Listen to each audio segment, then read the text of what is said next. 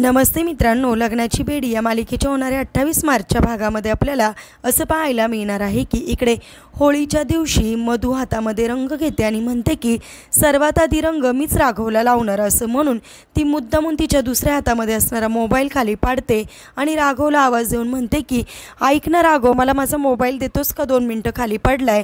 आणि राघव मोबाईल उचलण्यासाठी येतो, परंतु त्या क्षणी दुसऱ्या साईडनी सिंधू येते आणि सिंधू राघवला म्हणते की ऐका ना राघव, मला तुमच्याबरोबर काहीतरी महत्त्वाचं बोलायचं आहे, थांबा 2 मिनटं असं म्हणून सिंधू राघवच्या जवळ जाते.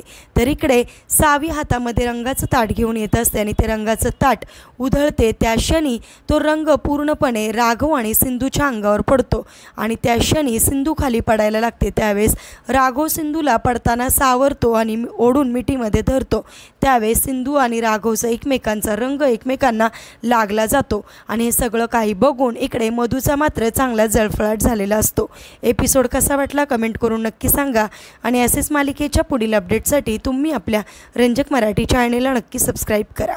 थँक्यू.